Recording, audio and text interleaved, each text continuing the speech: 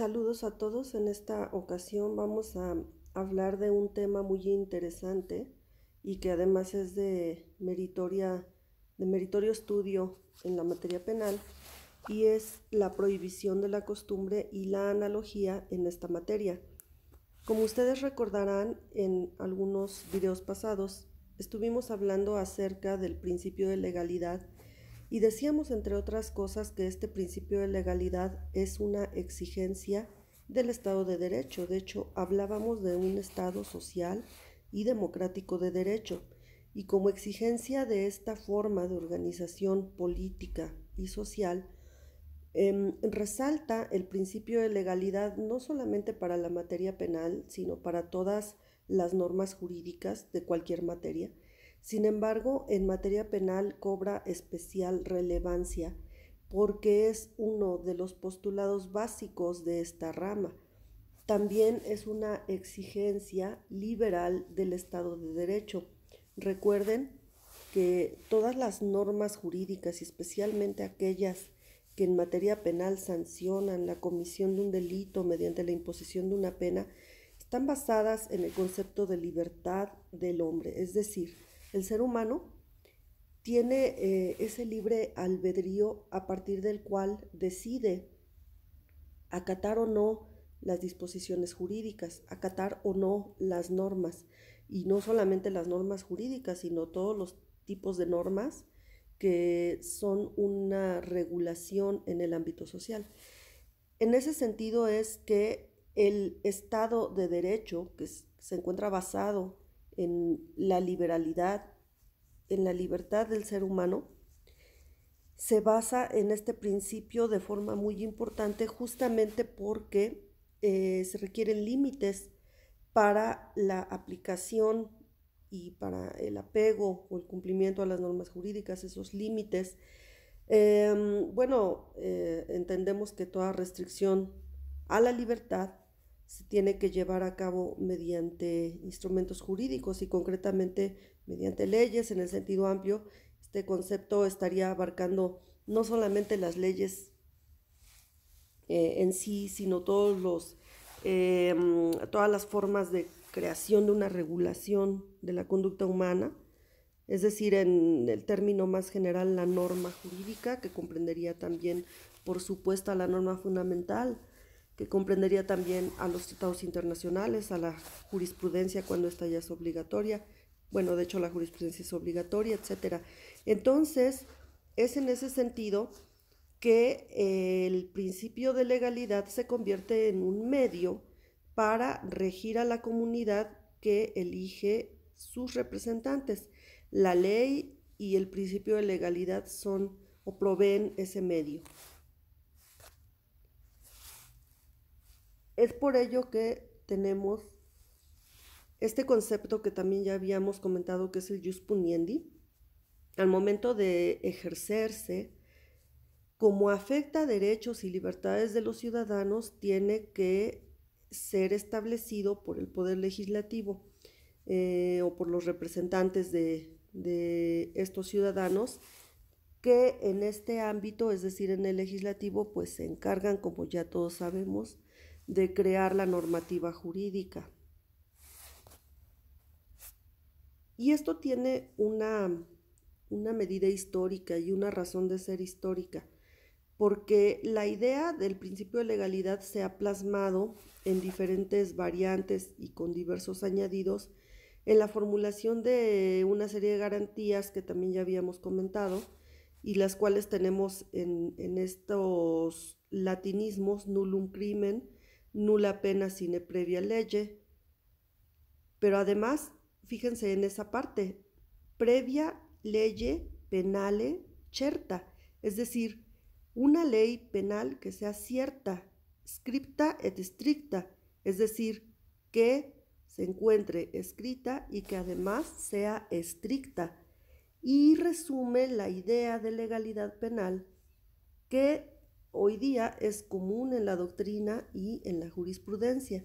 Ahorita vamos a ver a qué se refiere en cuanto a estos adjetivos que nuestro principio de legalidad incluye, es decir, que la ley penal sea previa, cierta, escrita y estricta. Sobre todo, se plasma también en los diversos textos tanto de los derechos humanos como del derecho penal codificado, es decir, concretamente la ley ordinaria, el Código Penal.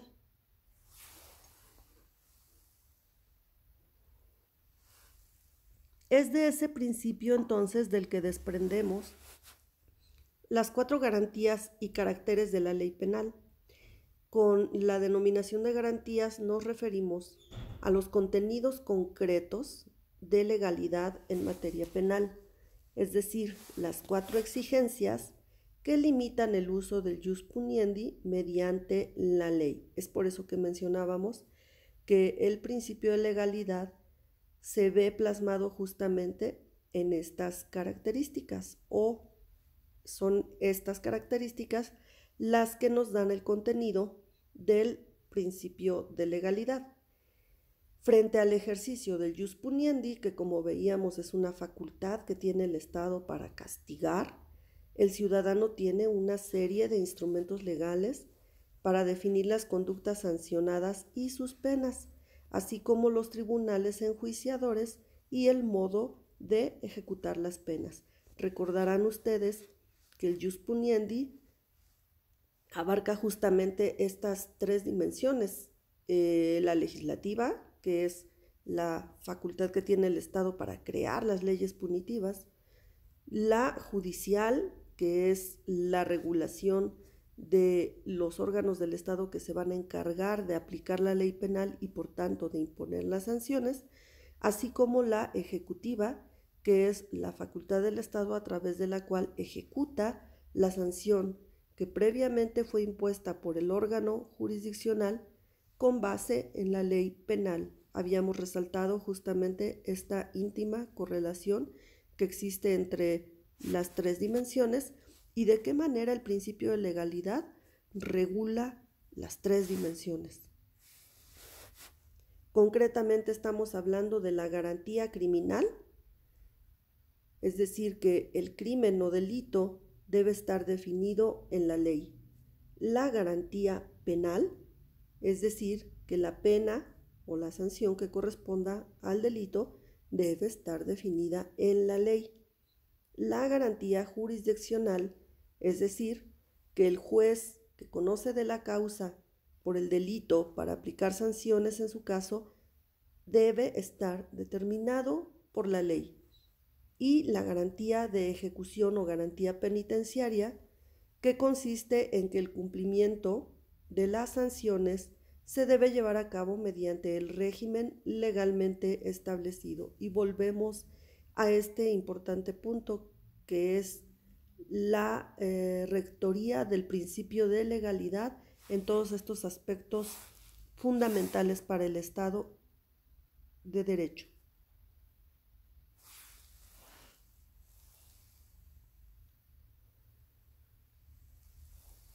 Con ese enunciado que mencionábamos que encierra y refleja el principio de legalidad, nullum crimen, nulla pena sine previa lege penale certa scripta stricta, se insiste en que la ley penal debe reunir ciertas condiciones que hacen posibles estas 4 garantías que acabamos de mencionar. Concretamente, la ley que define delitos, penas, el juez y el régimen de cumplimiento o de ejecución, es decir, las 4 garantías, esa ley debe ser previa a la comisión del delito. Además, esa ley debe ser cierta o precisa, que es esa característica de la que les hablaba hace un momento. Lege penale certa debe ser precisa en la definición de los delitos, penas y demás garantías, pues una indeterminación en estos contenidos haría vanas esas garantías.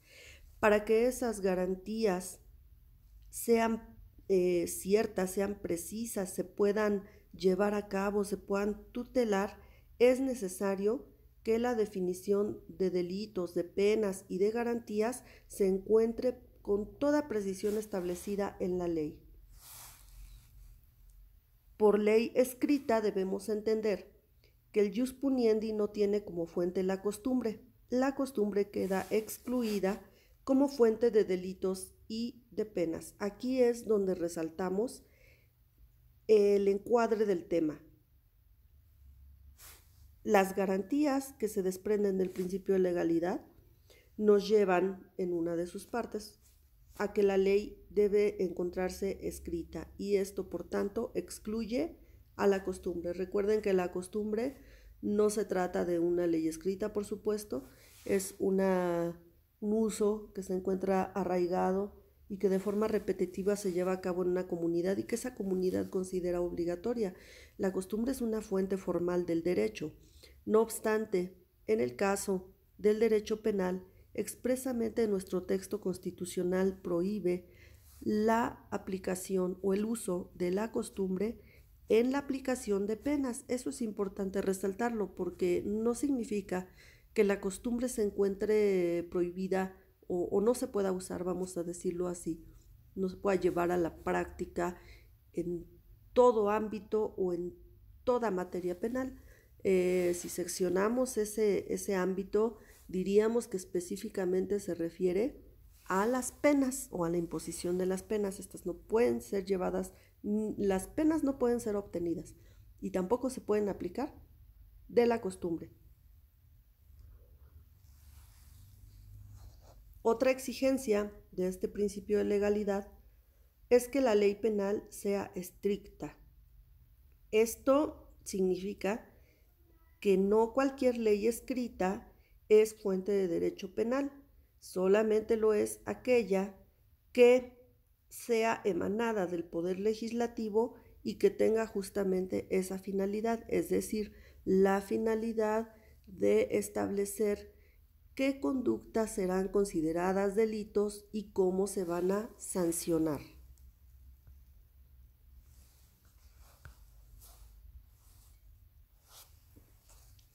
De ahí entonces que los contenidos que derivan del principio de legalidad, como el principio de legalidad es eso, un principio, al igual que los anteriores, este principio de legalidad en ocasiones entra en fricción y entra en colisión con los dos principios restantes, que son el de seguridad jurídica y el de dignidad, y de aquí surgen diversas reglas que se agrupan en subprincipios justamente para salvar esas colisiones. Estos subprincipios los tenemos enumerados en esta parte. En primer lugar, el de mandato de determinación. Y bajo el imperio de este subprincipio afirmamos que el principio de legalidad prepondera sobre el de seguridad. Segundo, el de aplicación de la ley. Y aquí derivamos que el principio de legalidad prepondera sobre el de respeto de la dignidad. Y el tercer subprincipio, que es el de sometimiento al proceso, de aquí derivamos que el principio de legalidad y el de sometimiento al proceso operan de manera ponderada. Vamos con el primer subprincipio, que es el de mandato de determinación. Se refiere a la necesidad de asegurar la coexistencia. Esta no se puede llevar a cabo al margen del derecho formal o al margen de la ley. Es por eso que afirmamos que la legalidad se impone o prepondera sobre la seguridad. Pero en realidad, si somos demasiado estrictos en la aplicación de estos subprincipios, nos daremos cuenta que si la legalidad se encuentra protegida, tutelada y se aplica de manera efectiva, tendremos como consecuencia necesaria la seguridad. Es decir, la tutela de uno nos lleva al efectivo goce del otro. Esta prevalencia de legalidad nos da lugar a la idea de la legalidad como un subprincipio que a su vez agrupa diversas reglas como son las de taxatividad y retroactividad, exigencia de ley escrita y reserva de ley orgánica. La primera regla que mencionamos, la de taxatividad, que es la que propiamente se conoce como mandato de determinación de las previsiones de delitos y penas, se refiere a que la descripción legal de infracciones y sanciones, es decir, la garantía criminal y penal, debe ser precisa, no debe dar lugar a ambigüedades sobre los márgenes de lo prohibido y de sus concretas sanciones. No puede haber vaguedad, no puede haber ambigüedad, porque de haberla se pierde certeza en el goce de estos derechos.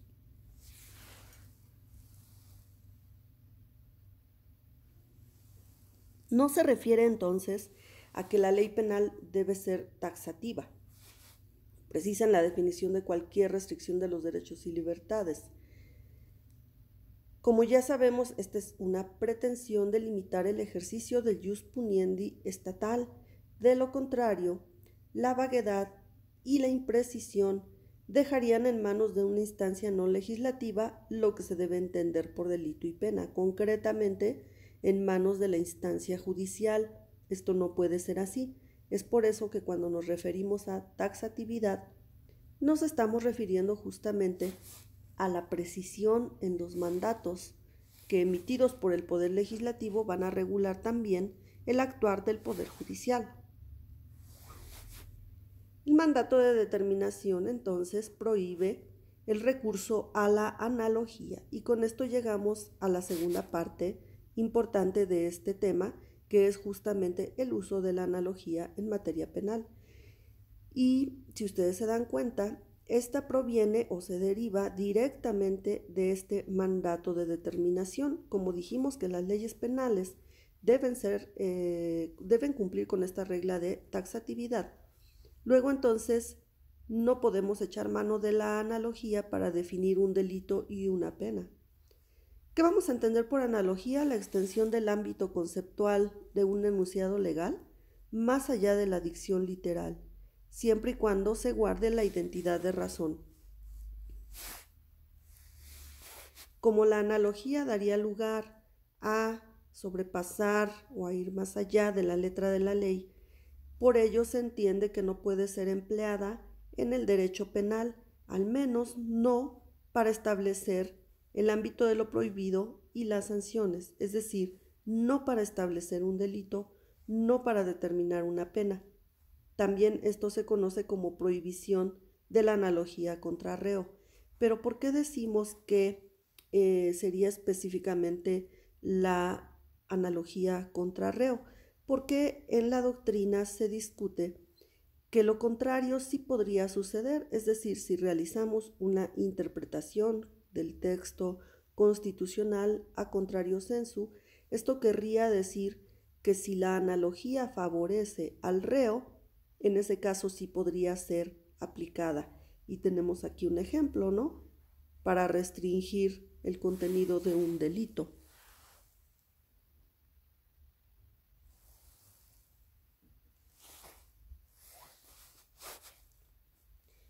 Es así que el juzgador tiene un cierto panorama que vamos a sintetizar en estos 3 puntos.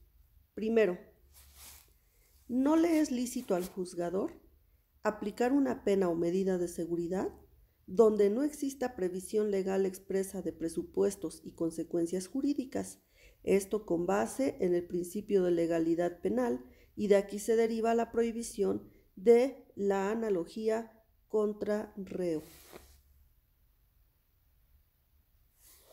Segundo, no le es lícito al juzgador extender el ámbito de un tipo o sanción más allá de la expresa mención legal. Igualmente, del principio de legalidad de los delitos deriva una prohibición de analogía contra reo, que en este caso se refiere a los comportamientos punibles. Y por último, no le es lícito al juzgador dejar de aplicar una pena o medida de seguridad aunque éste tenga la convicción de que la conducta o el agente no merecen una sanción o no una tan grave como la que la ley prevé, casos en los que solo se prevé la petición de indulto.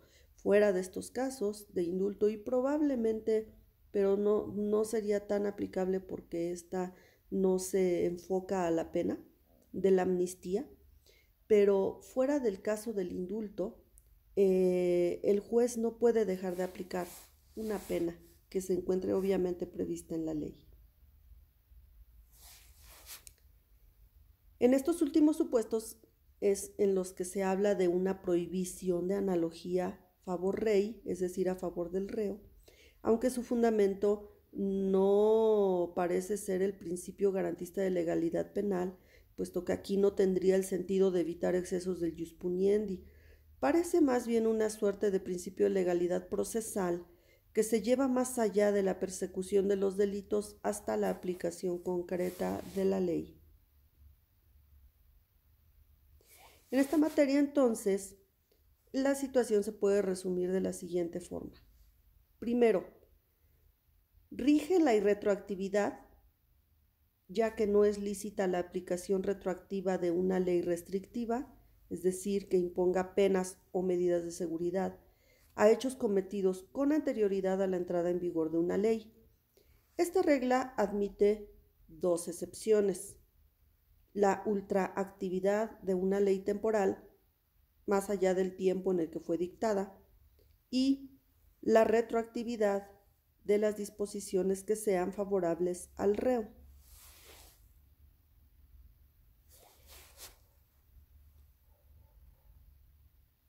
Bien, volviendo a las características que se desprenden del principio de legalidad, vamos a retomar esta, que es ley escrita.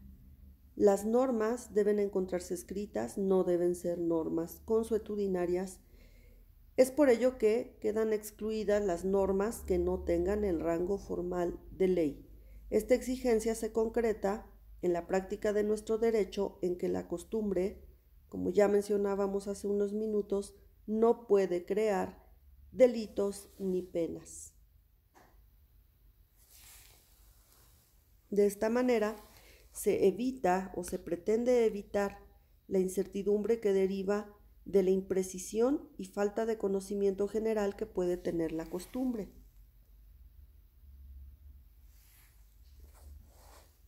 Y tenemos aquí este matiz del que también les hablaba hace unos minutos. No significa que la costumbre no pueda ser fuente creadora de delitos y penas, lo cual no impide que tenga cierta relevancia de otro orden. Es decir, que con base en la costumbre el legislador, reconociendo cierta conducta lesiva, la pueda regular y una vez elevada a nivel de ley, surta otros efectos. Pero tenemos que resaltar este punto.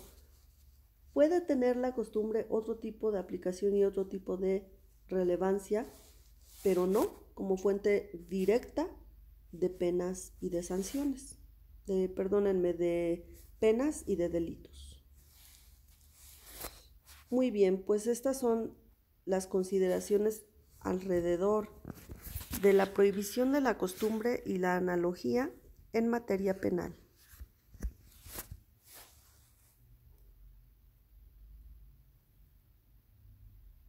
Muchas gracias por su atención. Yo soy la maestra Esmeralda Huitrón.